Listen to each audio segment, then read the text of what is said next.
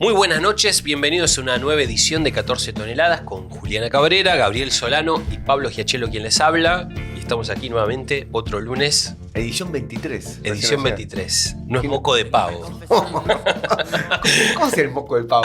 No tengo ni idea. ¿Cómo Qué frase, andan? ¿no? Qué frase. ¿Todo bien? Buenas noches, bien. Bien. ¿Qué semana tenemos por delante, eh? Combativa. Movidita. Sí. El miércoles De vuelta con los jubilados. hay que ir con todo. Bueno, a vez se suman algunos Los sindicatos que sindicatos. estaban bastante borrados. Vamos a ver qué empeño ponen, ¿no? Y Y una parada muy importante después de lo que fue la brutal represión la semana pasada, que bueno, conmocionó con las imágenes de los compañeros golpeados. Nuestra compañera Nora Viallo, que le mandamos un saludo del plenario de trabajadores jubilados, con la mano reventada por palazos de la policía. Realmente un hecho conmovedor y hay que redoblar la apuesta. Pegar a un jubilado Es es de- Hay que ser vigilante al cagón, cuadrado, sí. vigilante De lo al peor. cubo. Así que hay que estar todo el miércoles bancándolos. Absolutamente. Y probablemente el jueves haya movilización universitaria, ¿no? Si se trata del tema del presupuesto universitario. Si se confirma que claro. se trata en el Senado, ahí estaremos nuevamente en la calle.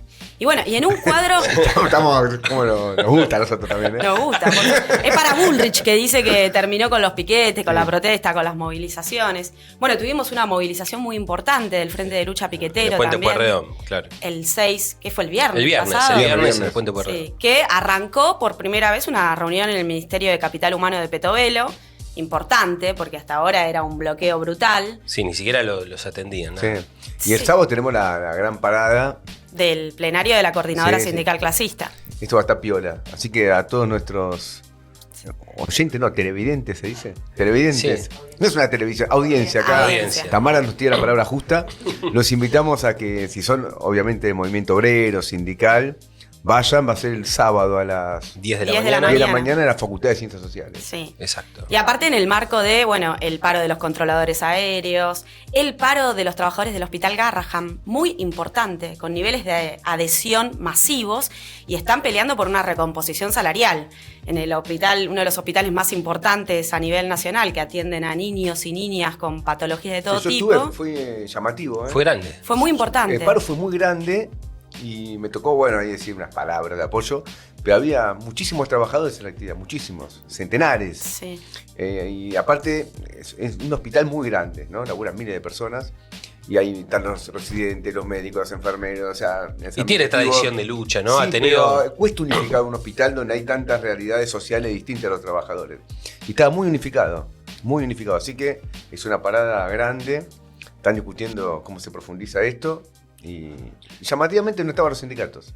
O sea, estaban los compañeros, obviamente, de ATE Garrahan, que son De la Comisión Interna. Claro, pero no estaban los sindicatos nacionales, a los cuales el sindicato de ATE Garrahan directamente participa. No estaba UPCN, obviamente, que firma cualquier porquería que ponen adelante. Así que hay que bancar a Garrahan con todo. Y bueno, y estuvo también la marcha del Sunda, ¿no? El miércoles en La Plata, que esa fue importante porque fueron a marcar la cancha Kicillof, que le está mandando la policía para defender a la multinacional Bridgestone japonesa. Frente que- a la Casa de Gobierno, ¿no? Frente a la Casa de Gobierno, bueno, con una solidaridad importante, bueno.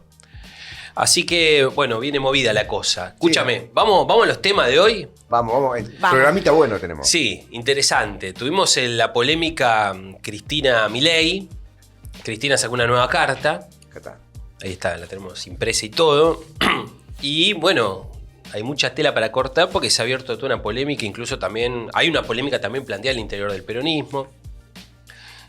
Y es bastante derechista, ¿no? La carta. Bueno, ahora Gabriel Vamos a va. ver, vamos a analizar todo la carta, vamos a analizar también debate dentro del peronismo, la posición de Guillermo Moreno. Y bueno, el tema de la deuda, cómo fue antes y cómo es ahora. Te hemos distribuido los temas, así que es un programa imperdible. Imperdible. Bueno, si se lo pierdan tampoco. No se lo pierdan. Y después, naturalmente, vamos a cerrar con los premios. Que bueno, ya tenemos un par de candidatos, o los 3 candidatos, pero hay uno que Sí. Que se las trae. que se la Sí, trae. sí, no me dejen solo. Que hizo mucho mérito. Bueno, muy bien. Dicho todo esto, vamos a la clásica editorial de Gabriel Solano. Recién decíamos que queremos dedicar este programa al análisis de las posiciones que elaboró Cristina Kirchner en su carta y del debate que suscitó, tanto con el gobierno nacional, porque Milei le respondió, como también los debates dentro del peronismo. Y la carta, en un sentido, aunque no dice nada muy nuevo en relación a cartas anteriores, es interesante ver el contexto en el cual esta carta Cristina decide publicarla, ¿no? Porque es un contexto en el cual, por un lado, hay luchas políticas, sociales importantes, pero el peronismo está borrado. Y eso dentro de la fila de la militancia peronista suscita muchísimo debate y también suscita muchísimas críticas. Segundo, aparece en un momento en el cual hay muchísima evidencia, y los periodistas toman nota de esa evidencia, la hacen conocer, en el cual hay una negociación subterránea entre el gobierno nacional y el kirchnerismo con el aval de Cristina para avanzar en el Senado con la nominación de jueces importantes, empezando por los jueces de la Corte Suprema de Justicia y un juez muy, ¿cómo decirlo?, controvertido como es Ariel Lijo, en el cual daría la impresión de que el kirchnerismo, en acuerdo con las fuerzas de Milei, estaban discutiendo colocarlo en la Corte Suprema de Justicia. Y esto como parte de un pacto más amplio en el cual el gobierno actual, que impulsa allanamientos contra los comedores populares, más de 100 en todo el país, que impulsa causas contra los luchadores populares, entre ellos los compañeros del pueblo obrero que están siendo procesados en una causa completamente injusta y arbitraria, pero llamativamente no aparecen ningún tipo de denuncia de corrupción, ni tampoco ninguna acción judicial contra el kirchnerismo. Y muchos entienden que estas negociaciones judiciales forman parte de un pacto más amplio de impunidad y por lo tanto esta carta de Cristina es como vengo a decir algo para que nadie piense que ya me pasé directamente a la fila de Javier Milei o para que no piense que la tregua con el gobierno nacional es absoluta. Tira una especie de delimitación. Ahora, cuando uno va a ver el contenido de la propia carta, creo que no exageramos nada si decimos que esto es una batalla cultural, como solía llamar el kirchnerismo en otro momento. Esa batalla cultural Cristina la pierde con Milei. Porque abiertamente la carta reconoce los puntos de vista de Milei y por lo tanto es una capitulación política e ideológica frente al gobierno libertario. Esto es muy importante tenerlo en cuenta. Y nosotros tenemos que explicar al conjunto de los trabajadores, que aún una parte de ellos pueda seguir al kirchnerismo, el contenido reaccionario de esta carta y por qué, a raíz del contenido reaccionario de esta carta, se puede entender la actitud completamente cómplice del peronismo con el gobierno de Javier Milei. Hay una relación directa entre el contenido de este texto y la posición que el peronismo ha adoptado durante todos estos meses del gobierno libertario.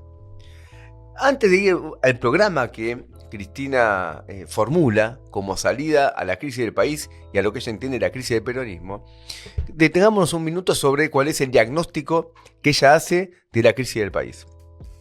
Ella dice que el problema de Argentina, y es el título de la carta, dice, es la economía bimonetaria estúpido. Acá alude a una frase en su momento de Bill Clinton, una campaña electoral norteamericana que decía la economía estúpido. Dice la economía bimonetaria, y este tipo de afirmación nosotros no la compartimos.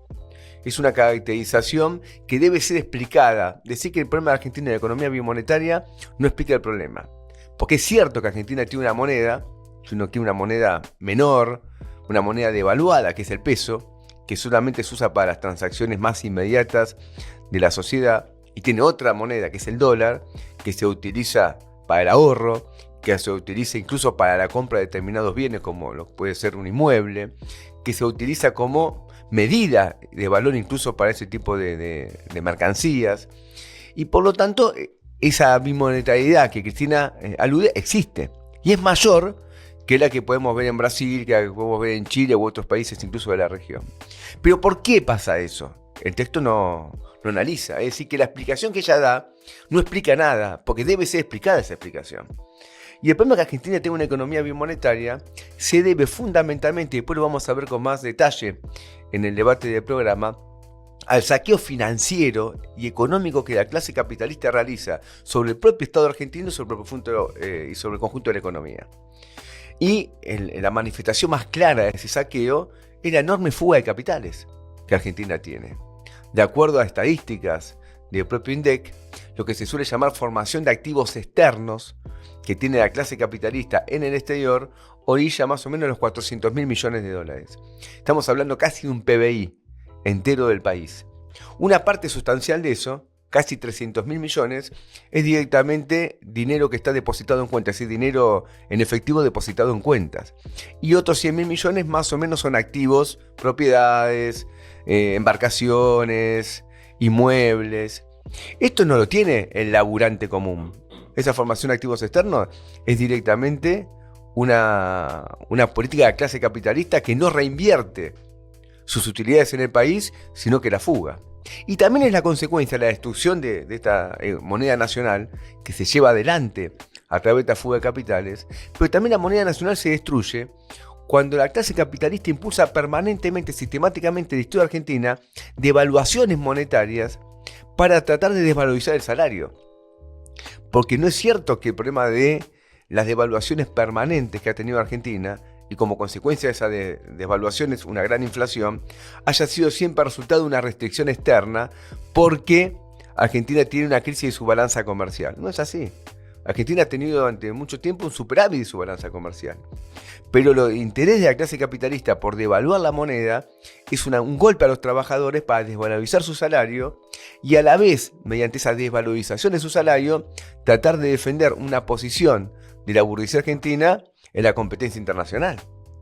Entonces eso explica el carácter capitalista de la crisis del país, que tiene que ver con la desvalorización del salario porque la clase capitalista no invierte para ganar productividad directamente, sino que busca tenerla artificialmente desvalorizando la fuerza de trabajo y a través de esta fuga de capitales sistemática. Esto lo hemos tenido durante años y años y años, incluso bajo los gobiernos kirchneristas, tanto el de Néstor Kirchner como los dos mandatos de Cristina Fernández de Kirchner y luego el último gobierno del Frente de Todos, en el cual tuvo a Alberto Fernández como presidente y a Cristina como vice.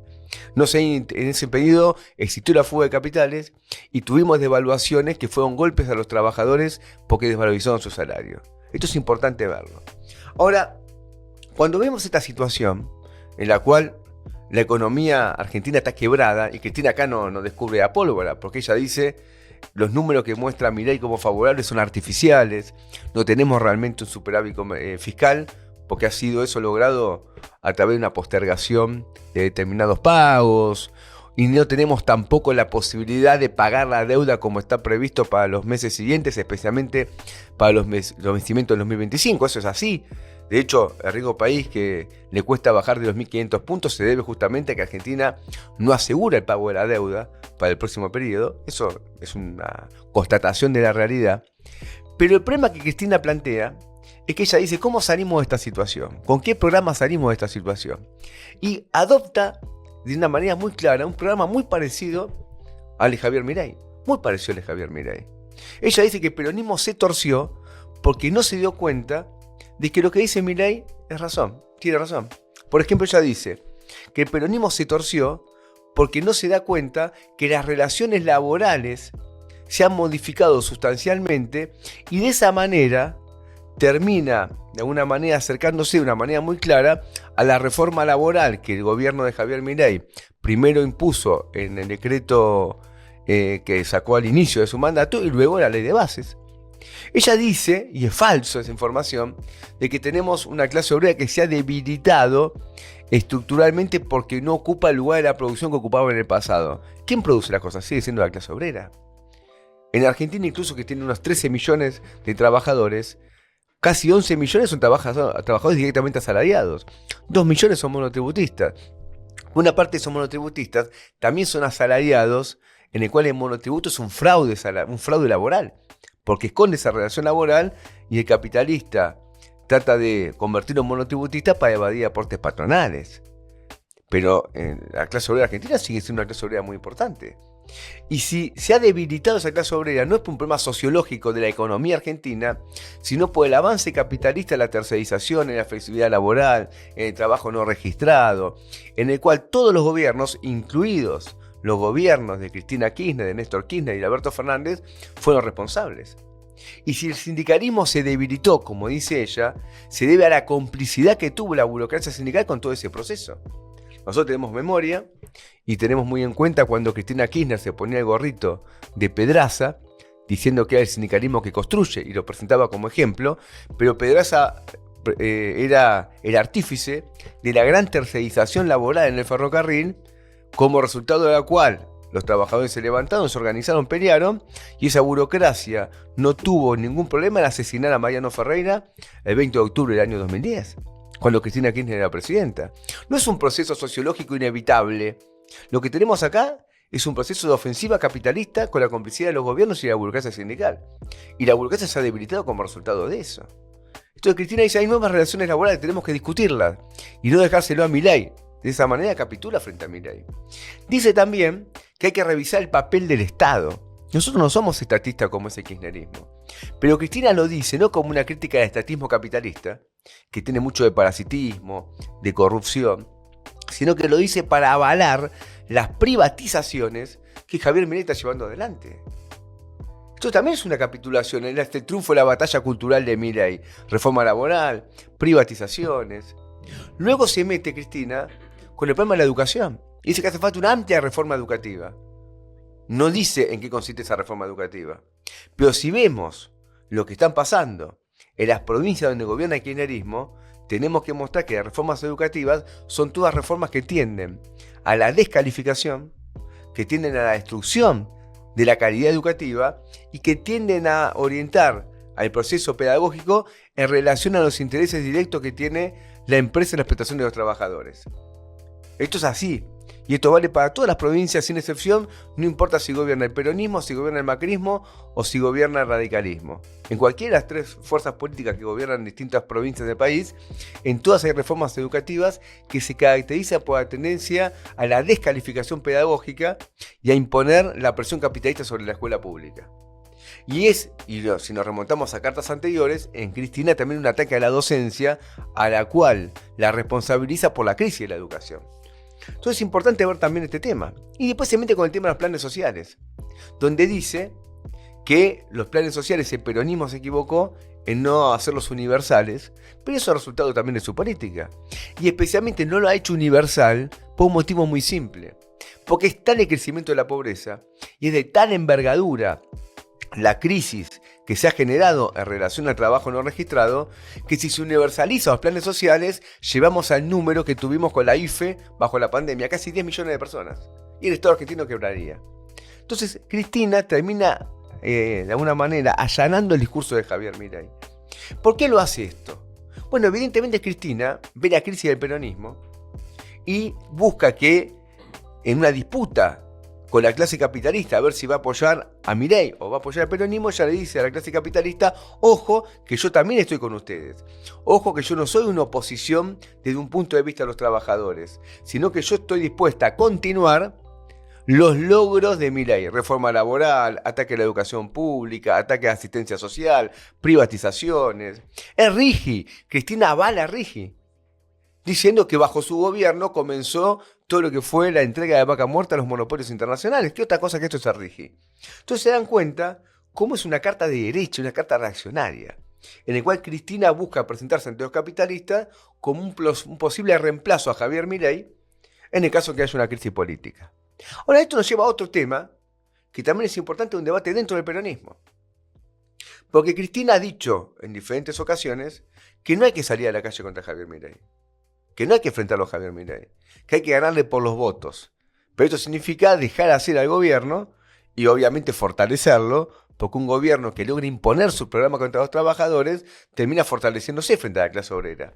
En la relación de fuerza entre las clases sociales, que es lo que luego una elección termina constatando, el gobierno se puede fortalecer si no se lo enfrenta. Entonces ya dice, no vamos a hacer nada. No tenemos que movilizarnos y pelear. Y aparece otra voz, que es una voz de Guillermo Moreno, que ha tenido elecciones marginales, pero en los últimos meses ha tenido mucho recorrido en el peronismo, diciendo que lo que hay que hacer es impulsar un juicio político. Y critica a Cristina porque no tiene ese punto de vista, y él dice que una parte muy considerable de la dirigencia peronista se ha pronunciado por el juicio político contra Javier Milei. Y dice que esto termina mal, lo cual, en ese punto podemos acordar mucho que esto termina mal, pero dice que el juicio político debe llevarse adelante para evitar, y acá es importante tenerlo en cuenta, para evitar que la crisis de gobierno de Javier Milei se termine resolviendo en la calle. ¿Cómo sería en la calle? Y él lo pone, lo van a ver en un videito ahora, lo vamos a pasar para que no vean que exageramos.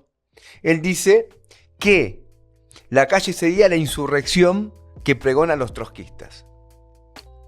Y cuando uno dice esto, dice, bueno, ¿por qué no está exagerando? Bueno, pero Argentina era Argentina de la jornada de diciembre del 2001. Una bancarrota argentina va a llevar a eso. Argentina es la lucha que derrotó al gobierno de Macri en diciembre del 2017. Entonces lo que quiere justamente Moreno con una política de juicio político es evitar que el pueblo salga a la calle y derrote al gobierno de Javier Milei. Ahora, ¿quién tiene en cuenta este punto de vista? Porque estos hechos represivos que estamos teniendo ahora, tan fuertes y en buena medida exagerados, una buena marcha, a veces son marchas pequeñas, la marcha de los jubilados no era multitudinaria. Había más policías, esto es literal, que los manifestantes. Las represiones que se producen son injustificadas incluso por la magnitud de la manifestación. ¿Pero por qué se hace? Porque quien es más consciente de que esta bancarrota económica, vimos los números de agosto recién, en agosto el consumo masivo cayó un 10,5%, así que se sigue cayendo el consumo popular. Quien es más consciente que esto puede llevar a una rebelión popular, o como diría Guillermo Moreno, una insurrección trotskista, es el propio gobierno. Por eso arman estos operativos represivos descomunales, porque es una forma de intimidar al pueblo. Han creado, incluso ahora, un comando unificado de seguridad productiva. ¿Qué es el comando unificado de seguridad productiva? Una brigada antipiquetes directa para imponer lo que dice la ley de bases en contra de los piquetes en puerta de fábrica, las ocupaciones de fábrica. Es decir, que el gobierno es muy consciente de que su política puede llevar a una rebelión popular. Y nosotros tenemos que justamente impulsar esa salida. Porque el juicio político, ¿a qué lleva como orientación que la de Guillermo Moreno? A no hacer nada. Coincide con Cristina. Y si vos no querés en la calle derrotar al gobierno, el gobierno se termina fortaleciendo. Y si el gobierno se termina fortaleciendo, no tenés ni la insurrección trotskista, ni tampoco el juicio político. Entonces la orientación de Guillermo Moreno, como la orientación de Cristina, es un dejar hacer a Milei. Ahora, ¿cómo se explica ese dejar de hacer? Se explica por estas posiciones programáticas. No es una mera capitulación, no es una mera cobardía. Son los intereses de clase que el peronismo representa, que son muy similares a los intereses de Javier Milei. Muy bien. A mí me impactó mucho esto de Moreno, porque aparte me hizo recordar mucho a todos los debates que estaban planteados en Chile en la Rebelión Popular de 2019. Toda la burguesía salió y los partidos patronales, incluida lo que era en Chile era la extrema izquierda, que era el Frente Amplio, que son los que hoy están en el gobierno, querían ver el Partido Comunista también, ver la posibilidad de desactivar la rebelión. Ahí ya se había desatado una rebelión. Querían desactivar la rebelión por la vía del juicio político. Finalmente el juicio político tampoco salió, pero era la tentativa de generar una expectativa en el Parlamento de que a través de un juicio político contra Piñera, bueno, se podía viabilizar el descontento popular. Lo de Moreno es preventivo. Para que no estalle la rebelión popular, armemos lo del juicio político, que tampoco lo pueden... Hay que ver hasta dónde eso tiene andamiaje. Cuando lo defiende el otro día, en el programa de Pedro Rosa. Gelatina, claro, le dicen, pero escúchame, ¿la secuencia no es otra? Le dice el periodista, ¿no es que tiene que haber primero una gran conmoción popular para que haya un juicio político? Claro. A ver, veámoslo un poquito. Dale, ahora lo ponemos. Guillermo, juicio político, ese era un tema que querías conversar hoy. ¿Qué es lo que pensás primero del juicio político como herramienta? ¿Por qué no pasó nunca en la historia argentina? ¿Por qué te parece que ahora es viable? Mirá, la salida tiene que ser institucional. Tenemos que impedir la salida callejera. Esto hay que evitarlo, porque obviamente cientos de miles de personas en la calle son imparables. Te detengo para hacerte una pregunta, Guillermo. ¿No te parece que cientos de miles de personas en la calle anteceden al juicio político? ¿Que es difícil construir ese escenario? No, pero eso después viene después. No, para. Bueno, dale. Cientos de miles de personas en la calle sin conducción es la insurrección popular de los trotskistas. Yo no la quiero. ¿Está bien? Es interesante porque nosotros no tenemos como orientación que haya una gran insurrección popular para que derive un juicio político. Queremos que esa insurrección popular desarrolle los mecanismos de su propio gobierno. Pero tiene una lógica la crítica. Claro. Porque ¿cómo si un juicio político si no pasa nada? Si ¿Por no qué hay quilombo, claro. Sigue Milei. ¿Para qué? Es preventivo, pero también para encauzar institucionalmente la crisis del gobierno. Y sobre todo mantenerla dentro de los parámetros y los límites del esquema parlamentario, porque finalmente un juicio político es para desplazarlos y reemplazarlos por otra parte del personal gobernante a través de las cámaras, a través del Senado particularmente. Ahora, en este punto, Cristina está a la derecha de Moreno. Porque Moreno dice, este gobierno le está haciendo mucho daño al pueblo. Si hay mucho daño al pueblo, bueno, como escuchábamos recién, ¿no? Hay tanto daño al pueblo, el pueblo va a responder. ¿Y por qué lo vamos a dejar que siga haciendo daño al pueblo? Él naturalmente es un engaño pichanga. Es una maniobra. Es una maniobra. Pero en ese punto dice, bueno, saquémoslo antes y que no destruya todo. En ese punto, Moreno, que reivindica a Trump, a Bolsonaro, a Le Pen, en ese punto está la izquierda de Cristina, que quiere que Milei llegue hasta 2027 y eventualmente Pero de Moreno, sacarlo. yo lo vi, no vi todo, pero hay una parte que no la comparto, o sea, no comparto nada. Pero desde el punto de vista, ¿cómo se puede decir? Analítico. Él dice, esto va a terminar mal seguro. Y lo dice de un modo que yo no estoy de acuerdo, porque él dice, bueno, los negocios capitalistas no van, entonces esto termina mal. Claro. Y no es un problema de plata, ahí tiene razón, no es un problema nada más que entre en dólares, porque él dijo a Macri le dieron. A Caputo le dieron 44.000 millones de Él dólares. dice, no es un problema financiero, sino que es económico. Pero, ¿qué pasa? Él no tiene en cuenta la explotación de la clase obrera. Y que la burguesía también se modifica. Porque él dice, ahora hubo una resolución que hay que seguir con detenimiento que afecta a Aluar y afecta a Techim, porque abrió las importaciones. Y eso genera, por ejemplo, las automotrices quiere que entre acero importado porque es más barato que el de Techim. Pero ojo, porque la burguesía en los 90 se recicló, pasó a ser una burguesía, ¿cómo diría? Intermediaria. Los grupos industriales se quedaron con autopistas. O sea, la idea es que un fuerte ataque a la clase obrera, reforma laboral de por medio, todo, la burguesía no le interese. Es falso. Entonces, el fatalismo de Moreno. El industrial no es industrial por amor a los fierros. No, es industrial porque le da negocio. Si mañana da negocio, entonces la idea de otra cosa se pasa. No es correcta. Es una idea que la clase capitalista va a estar en contra de Sí, Milei en todos supone los un casos cambio de frente de la burguesía que todavía no ha operado en esos términos. Sí, Porque sí. por lo pronto le reconoce méritos a Milei. Bueno, en esta ofensiva contra los derechos laborales, cierta protección de negocios. Los bancos están con el gobierno todavía. Cuando hubo un momento, disculpen, cuando el gobierno tenía que transformar la deuda esta que tenía con el Banco Central, ¿cómo se llama? Cuasi fiscal, La cuasifica. en deuda Del tesoro, deuda fiscal clásica. Si los bancos no armaban eso, el gobierno se iba a pique. Y los bancos fueron y arreglaron con el gobierno. Quiere decir que por el momento.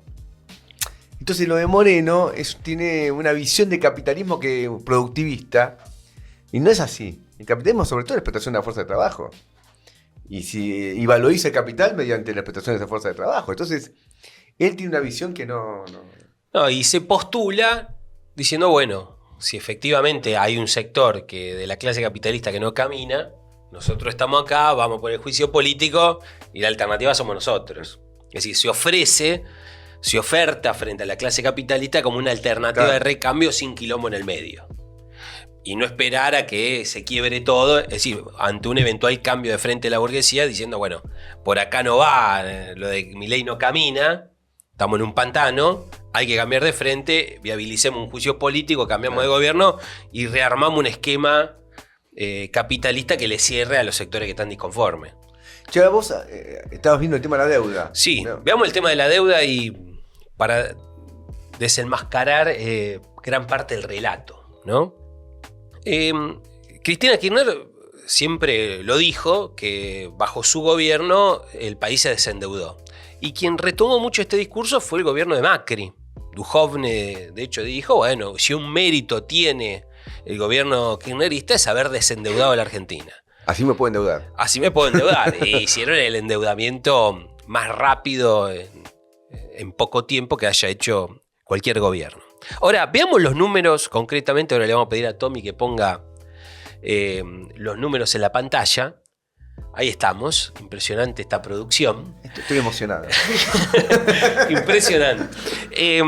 Estos números son números oficiales del Ministerio de Economía.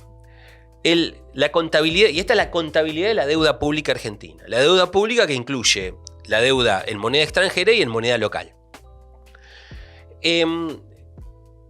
Lo que vemos en azul es la deuda absoluta y la línea verde es en porcentaje del Producto Bruto Interno.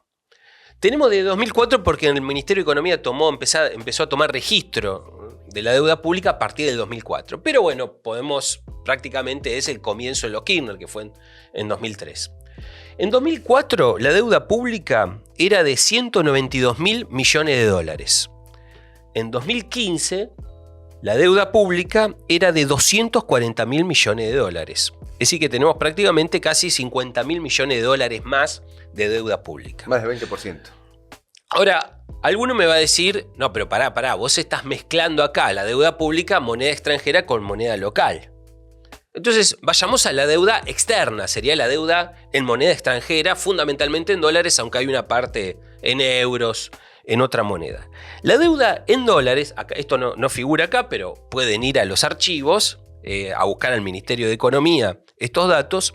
El 75%, en 2004, el 75% del total de la deuda pública era en dólares, es decir, 140.000 millones de dólares de deuda externa, deuda en dólares. Los otros 46.000 millones de dólares no eran en dólares, es decir, lo medimos en dólares, pero en realidad eran en pesos, etc. En 2015, la deuda externa, es decir, la deuda en dólares, el 69% de la deuda total de los 240.000 millones de dólares, el 69% era deuda externa, deuda en dólares, que equivalía a 165.000 millones de dólares. Es decir, que el kirchnerismo asume con una deuda de 140.000 millones de dólares y se va con una deuda de 165.000 millones de dólares. Luego podemos debatir por qué el problema de la deuda en pesos no es gratis, porque vos no podés emitir 75.000, porque cuando se va Cristina había una deuda de 74.000 millones de dólares en pesos, su equivalente en pesos. No es que podés emitir 74.000 millones de dólares en pesos y se cancela. E incorporemos además que durante todo ese periodo, como Cristina misma dijo, fueron pagadores seriales de deuda. Bueno, a eso iba. Incrementaron la deuda sobre la base de reforzar el saqueo de este mecanismo. Cristina Kirchner en el año 2012 o 2013 admitió, hay un video, lo pueden buscar en YouTube, está, haber pagado de 2003 a 2012 173.000 millones de dólares. Y cuando se va para 2015 pagó 200.000. 200.000 para redondear.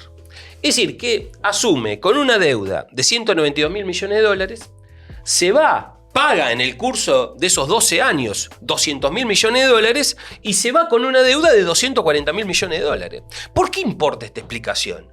Porque refleja el carácter usurario de la deuda pública, de la deuda externa argentina. Es decir, vos tenés una deuda de 190, pagaste 200, ¿cuánto te queda? Una deuda de 240. Es un cuadro de confiscación, de expoliación del país por parte del capital financiero. Le agreguemos un hecho. Que si, mira, el tipo se endeudó, pero se compró la casa, tiene el auto, tiene la heladera, vos decís, mira, tengo la deuda y tengo un activo con el cual puedo afrontar el pago de esa deuda. En Argentina no pasó eso. Si uno complementa esta información con la fuga de capitales que hubo, la formación de activos externos, surge todavía más de carácter parasitario. Por eso si gobernásemos mañana podríamos tomar deuda eventualmente, porque en la moneda nacional de un país, de una Argentina obrera y socialista, quizás nos sirva para comprar máquinas en Alemania, porque no las quieren aceptar. Podemos pedir un préstamo y comprar esa máquina. El peso soviético no lo van a aceptar en Alemania. Pero tenemos la máquina. Entonces vos generás las condiciones de repago de la deuda.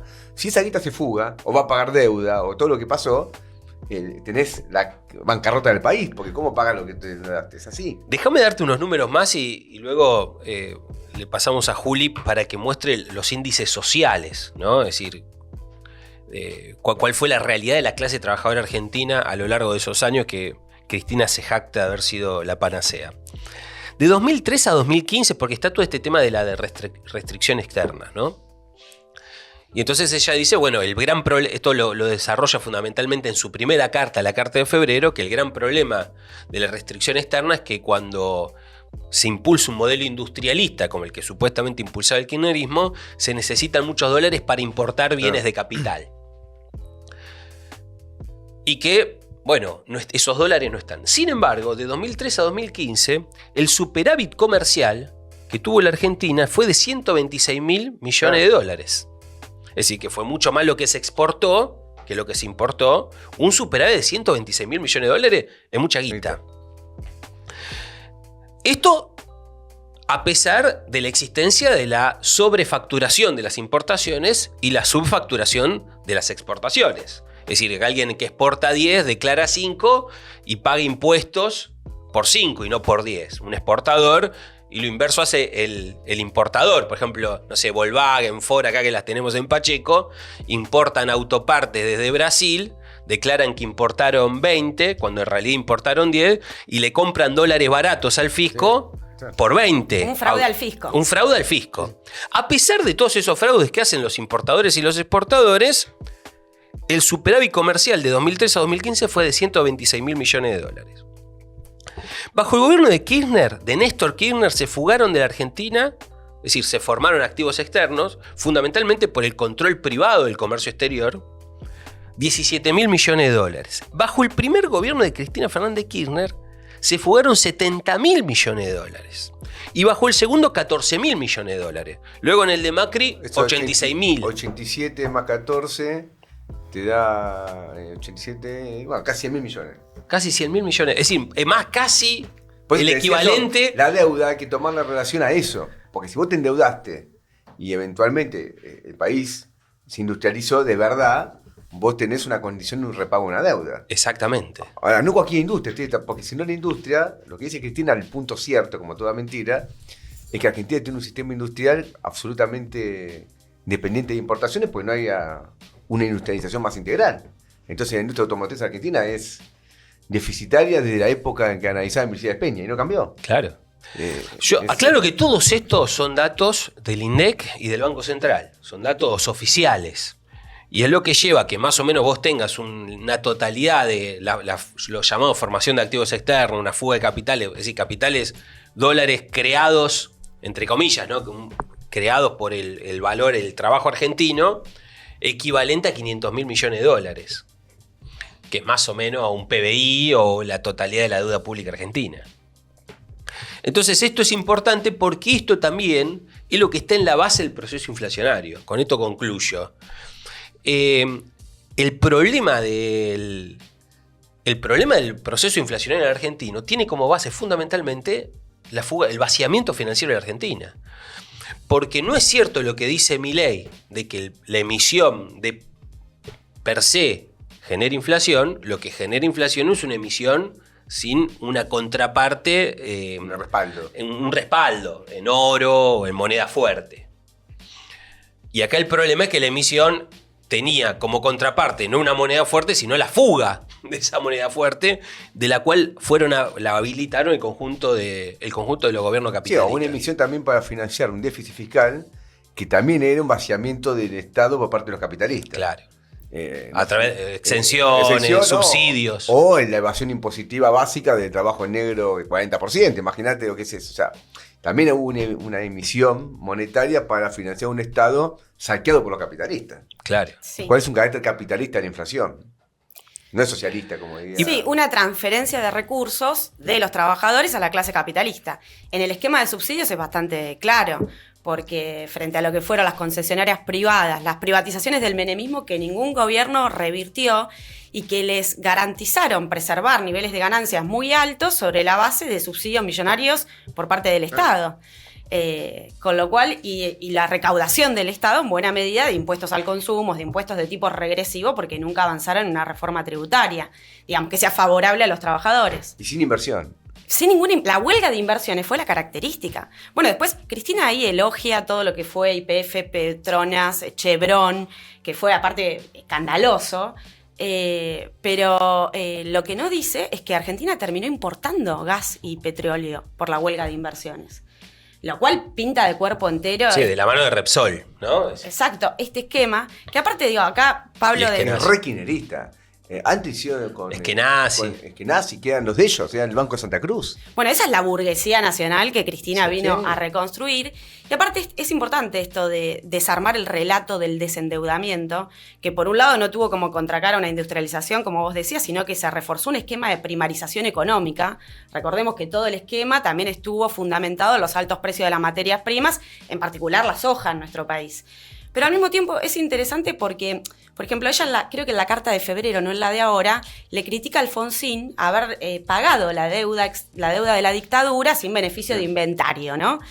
Y es lo que hizo Cristina con Axel Kicillof como principal instrumento y ministro de Economía, con la deuda con el Club de París, que creo que son 10.000 millones de dólares, más o menos. De la dictadura. Contraída por la dictadura, el arreglo con el CIADI.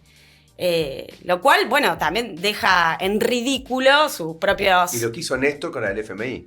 Con el FMI. También. Que pagó 10.000 millones. Ahí tenés 20.000 millones entre al contado. Club de París, al contado del FMI, que le Sí. dio al Banco Central una letra intransferible, que se la quiebra del Banco Central, y después lo de Axel, que es...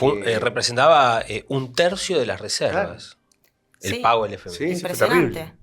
Bueno, y a eso le llaman desendeudamiento. Bueno, acá Pablo refutaba con los números que no hubo tal cosa. Pero bueno, para pasar un poco al próximo capítulo, el gran punto acá decíamos, bueno, Néstor Kirchner, ustedes recuerdan cuando él asume, dice que su objetivo era reconstruir a la burguesía nacional. Y efectivamente ahí el debate que se planteaba era, bueno, ¿quién va a financiar el costo, no? Una variante podría ser afectar al capital financiero, desconocer el pago de la deuda usurera, concentrar los ahorros nacionales para un desarrollo autónomo del país. Y la otra variante es que lo pague la clase trabajadora, que ahora queremos demostrar que es efectivamente lo que pasó. Porque Cristina en esta última carta dice que el peronismo se torció porque por primera vez, habría sido durante el gobierno de Alberto, que aparte es interesante porque ella finge demencia todo el tiempo respecto de que fue la que eligió a Alberto, que fue la vicepresidenta de ese gobierno, que lo sostuvo durante 4 años, pero más allá, digamos, de ese episodio, ella dice que fue solamente durante esa gestión que el peronismo tuvo trabajadores pobres. Y en realidad fue el vértice de esta reconstrucción de la burguesía nacional y este esquema económico que montó el kirchnerismo del 2013 en adelante, porque claro, veníamos del último infierno, ustedes recuerdan la crisis de 2001, desocupación masiva, la devaluación de Duhalde también había significado un golpe muy fuerte al salario y a los trabajadores, pero de conjunto toda la reconstrucción del esquema fue sobre la base de una desvalorización brutal de la fuerza de trabajo. La recomposición del mercado laboral tuvo como uno de sus pilares fundamentales la precarización laboral, la extensión del trabajo eventual. De ninguna manera fue, digamos, la recomposición que Cristina nos quiere vender, sino que, piensen ustedes, Argentina tenía una gran capacidad ociosa instalada, había, bueno, un auge de los precios de las materias primas. Ahora, todo eso generó la creación de entre 3 y 4 millones de fuentes de trabajo que yo decía, amparados por la ley de empleo de Menem del año 1991, con convenios colectivos flexibilizados, trabajo precario e informal, donde se incrementó notablemente la productividad del trabajo, es decir, la explotación de la fuerza de trabajo, de la fuerza laboral, que se calcula en los primeros años del kirchnerismo, se había reducido el costo, lo que se llama el costo laboral, en un 30%. Y al mismo tiempo, bueno, Néstor Kirchner durante el primer periodo tuvo toda una etapa de aumentos salariales por decreto para evitar las paritarias y después levantaron como bandera que ellos habían recuperado las negociaciones paritarias. Lo cual también hay que mirarlo con lupa y desarmarlo, porque en realidad lo que habían eran paritarias formalmente libres, donde mayoritariamente eran acuerdos entre las patronales, el Estado y las burocracias sindicales, que no tenían como contrapartida el producto de una deliberación obrera, donde se discutía, bueno, asambleas, qué monto vamos a pedir, sino que se aceptaba el tope de las paritarias que bajaba el gobierno. Por eso no hemos tenido realmente un crecimiento en el poder adquisitivo. Y aparte, esas negociaciones paritarias dejaban por fuera a un sector muy importante, que son los trabajadores que están en la informalidad, que nunca bajaron del piso del 30%, incluso en el último periodo llegaron a casi el 40% de la fuerza laboral. Cada vez que había una lucha de sectores combativos, del clasismo, para arrancar topes salariales mayores a los que quería imponer el gobierno, la política del Ministerio de Trabajo era la conciliación obligatoria y un fuerte choque para evitar que efectivamente se recomponga el poder ejecutivo, el poder adquisitivo de los salarios. Otra pata, yo hablaba de la precarización laboral, Néstor Kirchner le dio muy fuerte impulso a lo que fue llamado el cooperativismo, ¿no? Que supuestamente era una vía de generación de empleo. Bueno, Gabriel lo citaba en su editorial, la extensión de la tercerización laboral y esta modalidad de cooperativismo se puso sobre la mesa de una manera fatal luego del crimen contra nuestro compañero, el asesinato de Mariano Ferreira, que participaba en una movilización en apoyo a los trabajadores ferroviarios, donde precisamente estaba muy extendida esta modalidad cooperativista. Se calcula que eran más de 3.500 trabajadores ferroviarios en 22 empresas distintas, muchas de las cuales involucraban en la gestión, en los directorios de las cooperativas, a la propia burocracia sindical, en este caso la Unión Ferroviaria, que estaba tan atada a esos intereses materiales de ser una intermediaria parasitaria para contratar trabajadores de manera tercerizada, y por lo tanto en el medio se quedaba con un vuelto, es decir, cumplía la burocracia sindical, el sindicato, que se supone que es la herramienta para defender a los trabajadores, jugaba un papel patronal, estaba del otro lado de la vereda, al punto tal en defensa de esos intereses, organiza la patota que termina asesinando a Mariano Ferreira. El negocio era brutal, porque piensen ustedes que los trabajadores tercerizados cobraban un salario equivalente al 40% de lo que cobraba un trabajador en planta permanente. Con lo cual, estas modalidades de precarización, de superexplotación y de flexibilización laboral, durante todos los periodos del gobierno de Néstor y Cristina Kirchner, se han extendido muchísimo. Es decir, fueron el signo de la etapa que le permitió a la clase capitalista ganancias jugosas a costa de la situación laboral de los trabajadores. Y dos cositas más para abrir un poco el intercambio. Por ejemplo, el kirchnerismo se ha jactado de haber impulsado un nuevo régimen laboral para los trabajadores agrarios. En el año 2011, es decir, bastante tardíamente. Es cierto que hay muchos aspectos progresivos en ese régimen laboral porque incorpora las 8 horas, el derecho a huelga, es decir, una cantidad de derechos laborales de los cuales estaban privados una enorme masa de trabajadores del país, en un país con una fuerte estructura agraria, el trabajo rural es realmente muy extendido, pero incorpora en este nuevo régimen la figura del trabajador permanente discontinuo, que prácticamente es legalizar la flexibilización laboral porque los excluye de esta cantidad de derechos, los deja por fuera de la ley de contrato de trabajo y tampoco establece las paritarias, sino que crea un Consejo Nacional de mayoría patronal y estatal. El RENATRE. Claro, que fija los salarios a la baja. Y es algo muy parecido al régimen que instauraron con las trabajadoras de casas particulares en el año 2013.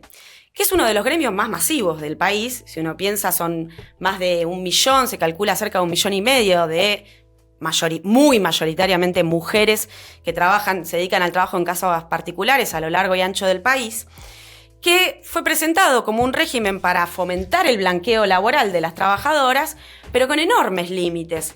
Entre ellos, que la sigue manteniendo por fuera de la ley de contrato de trabajo y tampoco establece una paritaria, sino que hay un Consejo Nacional similar y hoy por hoy las trabajadoras de casas particulares siguen siendo uno de los sectores más empobrecidos de los trabajadores de todo el país, con salarios verdaderamente de indigencia. Así que bueno, de conjunto el signo característico de la recomposición laboral bajo los gobiernos de Néstor y Cristina Kirchner ha sido un fomento muy grande a la precarización, a la flexibilización laboral, un ataque al salario, incluso hemos tenido devaluaciones en distintos momentos, recuerdo la de Kicillof en 2014, ya que hablábamos hace poquito, que nunca logró recomponerse en poder adquisitivo, y gremios enteros que pasaron al rubro de la informalidad. Y eso se ve muy fuerte en el gremio textil, en la construcción, en la pesca. Con lo cual, esto de un peronismo con derechos laborales, con un progreso para los trabajadores, está fuertemente cuestionado por los datos de la realidad. Sí, y la pobreza nunca, en el mejor momento de los Kirchner, nunca bajó de 25%. Es decir, el mejor momento de los 12 años de gobierno, de Néstor y Cristina, en el mejor momento, su piso... Sí, fue 25%. 25%. Ahora, Cristina, lo que dice ahora es que las relaciones laborales del pasado ya no existen más. Y eso es lo que dice Milei. Es lo que dice Spert. Porque Spert dice, por ejemplo, yo no quiero una reforma laboral que quite derechos, sino que como no hay derechos, porque está todo el mundo en negro o no registrado, hago una ley laboral para que el capitalista blanquee al trabajador con menos derechos que antes. Ese es el discurso actual. Incluso dice que ya tiene derecho, no se lo quito. Se queda como una fuerza de trabajo residual. O se muere, o mañana cambia de trabajo, ya se lo contrata con la nueva modalidad. Eso sí es una justificación sociológica de la nueva explotación laboral que se quiere generar a un nivel mayor al del pasado. A un nivel mayor al del pasado. Es decir, es un pasaje muy abierto a la orientación de Milei. Y eso es lo que ella llama para pasar a ser de oposición alternativa de gobierno. Así termina su carta. Es decir, que ella quiere ser alternativa de gobierno tomando el programa de Milei. Reforma laboral, ataque a la educación pública y a la docencia, las privatizaciones que defiende de una manera bastante abierta. En la carta de febrero, la participación pública privada. Claro, todo eso. Y dice cosas terribles. Por ejemplo, dice que el trabajador tiene que tener obligaciones. Cosa que lo sabe cualquier laburante. Si no vas a laburar, te echan, ¿no? Elemental. Sí. Digamos, no sé qué descubre. Porque cada uno tiene que, como mínimo, producir lo que consume. Lo cual es un nivel de tontería. Sí, la banalidad completa. Porque el trabajo necesario, como lo mide Marx en El Capital, es una ínfima parte de la jornada laboral. El problema del trabajador no es que no produce lo que consume. El problema es que el trabajador produce muchísimo más que lo que consume. Solo que lo que le pagan por su salario no le alcanza para vivir, llegar a fin de mes. El otro día vos sabés que hacíamos... Es una cosa de locos lo que dice. Con los compañeros de una comisión interna, que están en un conflicto, están peleando por un viático, ¿viste? Entonces, con los compañeros de la comisión interna hay un grupo de activistas. Entonces discutíamos, bueno, cuánto estaban produciendo por día y, bueno, sacábamos las cuentas, ¿no? Cuánto estaba facturando la empresa. Y entonces, en el cálculo que era que en 2 días de trabajo el colectivo obrero producía el equivalente a la masa salarial. Y los otros 20 días del mes laburaban gratis para la patronal. Bueno, esa es la famosa plusvalía. Y bueno, y los compañeros de neumático todo el tiempo miden. Claro. La misma. Hacen claro, la misma cuenta. que un neumático, que en el precio del neumático, solo 2000, lo hicieron en 2022. Sí, bueno, pero como proporción vale, más o menos. Sí, que eran 2.000, en un momento que el neumático estaba a 60, 70 mil pesos, el costo laboral del neumático eran 2.000 pesos. Por lo tanto, el problema del neumático caro no es el problema del costo laboral. Exacto. No es un problema de salarios. Entonces, acá te demuestra que el problema, que no sé qué dice Cristina, que el trabajador no es responsable y quiere consumir más que lo que produce. Eso, ¿dónde vive? Un tipo que va a una fábrica, es más al revés, el trabajador en general no puede, un trabajador que trabaja en Toyota capaz nunca se compra un auto Toyota. Ni que hablar que un obrero de la construcción jamás va a vivir en los edificios que construye. No está ese problema. Digamos, es realmente una orientación muy nefasta y solamente así entiende ella que va a ordenar el peronismo y lo va a convertir en alternativa de gobierno. Y por eso para mí es importante ver que su complicidad con Milei, en términos del hijo, en términos de no movilizarse y luchar, en términos de que una parte importante del peronismo le vota en el Congreso a leyes a Milei, no tiene que ver con una mera cobardía o un cálculo político, sino que es un problema de clase.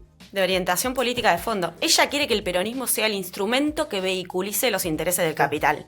Claro. Por eso toda esta parte respecto de la actualización laboral necesaria, porque se han alterado las relaciones laborales, es todo chamullo para justificar que va por una liquidación de derechos laborales conquistados. Es un poco, Macri también usaba un argumento muy perverso, en el sentido de que como hay una enorme masa de trabajadores en la informalidad, bueno, muchos empresarios prefieren contratarlos de manera informal porque de esa manera reducen el costo laboral. Y para equiparar y que no haya distinciones y que no haya diferencias entre los trabajadores, en vez de elevar a los informales a la formalidad, no, a convertir el trabajo formal en trabajo basura también y precarizarlo. Yo, una última cosa, pasamos los premios, si les parece. Para mí hay algo que es importante, porque cuando uno discute mucho con compañeros, ¿no? Que dicen, bueno, yo entiendo todo lo que ustedes dicen acá, está fenómeno. Pero yo, bajo los primeros años del kirchnerismo, la pasé mejor que antes y que como estoy ahora. Es decir, tengo una memoria, puede tener un laburo, esto, lo otro. Lo cual es cierto, es decir, eso efectivamente pasó. Pero uno no puede... Hay 2 aspectos que a mí importa señalar respecto a este problema. Por uno, que uno no puede disociar que fue un cuadro más general de una recomposición capitalista, incluso internacional. en la cual Argentina empalmó en ese proceso de recomposición capitalista. Y por lo tanto hubo cierto vientito a favor que permitió, pero que el piso fue 25% de pobreza.